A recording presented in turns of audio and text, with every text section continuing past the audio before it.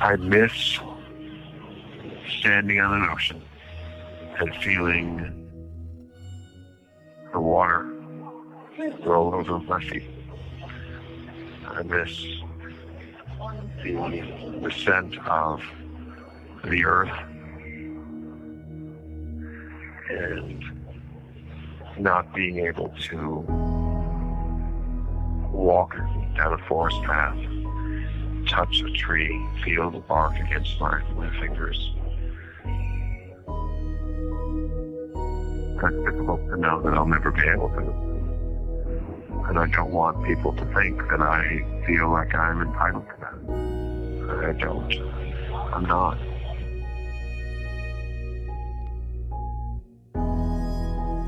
I'm responsible for this tragedy, and so I have to live with the consequences of it.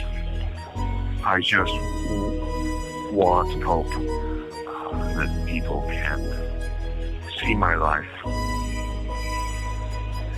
for the totality of what it was and what got me to that place where I could ever emotionally kill the people I love.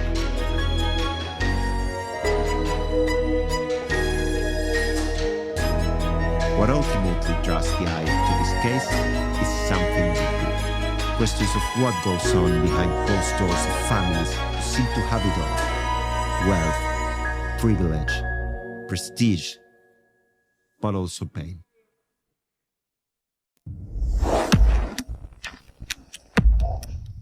And I was extremely hungry. It's been a long day. And I knocked on Kitty's door of their room, and Kitty was in the room, but there was no Jose. And she said that he was down in Erik's room. She then said that we had to wait until Jose came out of Erik's room before we could go to dinner. So did you wait in her room or return to your room? No, I went back to my room. What had happened was I had to go there one more time. I went back to her room and said, you know, Kitty, it's really getting very late. Why don't we just go down to eat? And she said, no, it'll only be a few more moments. How much time before Jose did come out of Erik's room? If I can remember right, it was like around 8:30 or 8:45. What happened then was we said we would like to go in and see Erik to at least tell him that we thought the game was very well. We were sorry that he lost. Jose made fun of that, but as we were there in front of the room, he said, well, okay, Erik is in his room and he will not be coming to dinner with us. I looked in the room and it was very dimly lit and Erik was in bed. How did he look? He looked very sad, and you could tell something was wrong with him, okay? He didn't want to speak to us. I was going to go over and give him a hug, and I was told that I shouldn't do that Erik just didn't want people to hug him. It's very easy to go to a crime scene of a homicide and to take all the gruesome pictures in the world and parade them later in front of a jury and get those people upset. But where is the picture of Jose Menendez bending Erik over the footboard of his bed when he's 12 years old so that his father can now go all the way in spite of the child's screams? Well, there is such a picture. But unfortunately, it only lives in Erik's mind now. Now, do you recall a day when you were working at the Menendez home when you came across some printed material in two different locations in the home? Yes. And would you first tell us what were the two different locations where you noticed this printed material? In the master bedroom, on window seat, and on the floor. And was there another room in the house where you saw similar printed material the same day? In the library by the entry. Now, this library by the entry, you notice this courtroom is what we call paneled. It has wooden walls. Yes. And did that library by the entry also have wooden walls, paneled? Yes, it did. Now, would you describe for the members of the juries what the nature of this printed material was?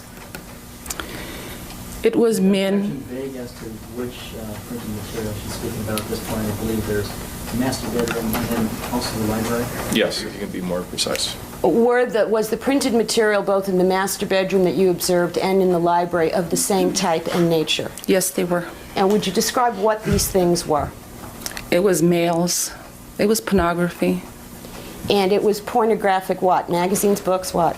Magazines. And it depicted what sex? Male, All males? yes. And did it show males doing things with other males? Yes. What, without getting graphic, what kinds of things? Having sex. Okay. And if I could focus your attention on the materials that you saw in the master bedroom, approximately how many of these magazines did you see? There was a box, and it had stacks about, I'd say, maybe this high. If you hold your hands up so the judge About may see. this high. When you say a 2 box, was inches it, or so, 2.5 inches. Probably more than that, a little more than that. 3 inches. was it like a packing box? Yes, it was. Let me show you something, just as an example. These photographs were found in this envelope. This envelope has the handwriting of his mother, Mary Louise Menendez, and she had a beautiful handwriting. She was a school teacher. And she wrote Eric's birthday, November 1976. And inside this envelope were the original small prints. Now, I think almost as amazing as the fact that these pictures were taken was that these pictures were saved. You will see the envelope that they came in, and you will see the negatives, and you will see the original small photos, and you will see Kitty Menendez's handwriting that was on the envelope these photos were in, which says Eric's birthday, November 1976. She saw these photographs, and she kept them. One of the things that my dad would do, he would show us the pressure points. He would have Lyle do the pressure points on me, and it would hurt. He would have Lyle continually do it. Even though I was, in pain, I wouldn't be able to vocalize the pain. One time, he felt Lyle was holding back on me. Held Lyle harder, and Lyle whispered, "I'm sorry." And I screamed out. Lyle stood up and balled his fist and said to Dad, "No." Dad smacked him across the face, and then he said something that to this day has always resonated with me. He said, "I didn't raise you to get weak because you feel another person's pain." Was the theme that you don't. And him hitting Lyle was something that he did, not just in front of me, but he did routinely. And he knew that we weren't going to talk about it to each other. The stress and the pain in the household was a secret that we didn't share with each other. That was very big. He made sure that the things that happened to me, they didn't get to Lyle. And things that happened to Lyle, Lyle didn't share with me. So there was that sense of isolation. Los hijos Menéndez tienen mi edad y solo de pensar de que ellos están presos después de todo lo que ellos pasaron con el papá, ellos pasaron cosas terribles. ¿Quién sabe esta cosa más terrible de las que yo pasé? Eso es lo que yo pienso. Ya es tiempo. Y la justicia tiene que trabajar rápido en este caso, en este proceso.